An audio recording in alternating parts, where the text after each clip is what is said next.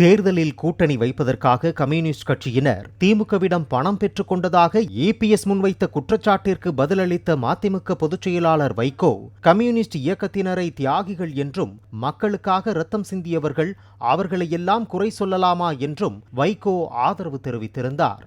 ஆனால் திமுகவிடம் தேர்தல் செலவுக்காக பணம் பெற்றுக் கொண்டதாக மார்க்சிஸ்ட் கம்யூனிஸ்ட் மாநில செயலாளர் சண்முகம் தெரிவித்துள்ளார். அவர் அரசியலிலே விமர்சிக்க வேண்டும் என்பதற்காக கம்யூனிஸ்டுகளை வசைபாடுகிறார். அவர்கள் தியாகம் செய்தவர்கள், போராட்டங்களை கண்டவர்கள், உதிரம் சிந்தியவர்கள் கம்யூனிஸ்டுகள். அவர்கள் கொள்கைக்காக வாழ்வை அர்ப்பணிக்கக்கூடியவர்கள்.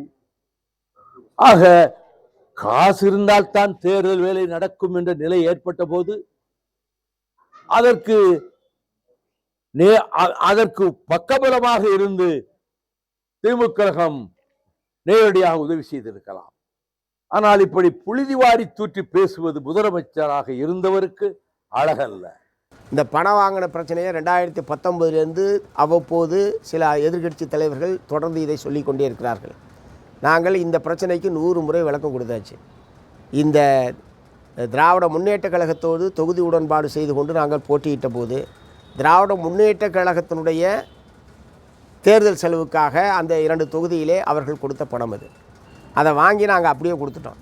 நாங்கள் ஒன்றும் மறைமுகமாகவோ ஏமாற்றுகிற விதத்திலேயே அந்த இதை வாங்கலை. அது நேரடியாக அக்கௌண்ட்டில் தேர்தல் ஆணையத்தினுடைய வரவு செலவில், வருமான வரித்தினுடைய வரவு செலவில் அது பூரா சேர்க்கப்பட்டிருக்கு.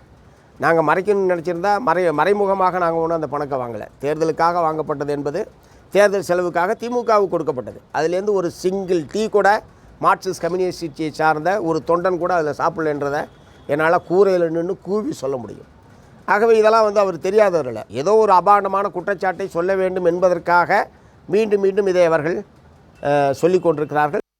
திமுகவிடமிருந்து பணம் வாங்கியது ஏன் என கோவை பெரியநாயக்கன் பாளையத்தில் பேட்டியளித்த இந்திய கம்யூனிஸ்ட் கட்சி மாநில செயலாளர் முத்தரசன் தெரிவித்துள்ளார். 2019 தேர்தலில் திராவிட முன்னேற்ற கழகம் அதனுடைய வங்கி கணக்கில் இருந்து இந்திய கம்யூனிஸ்ட் கட்சியின் வங்கி கணக்கிற்கு 15 கோடி வங்கி டு வங்கி ரகசியமெல்லாம் கொடுக்கல.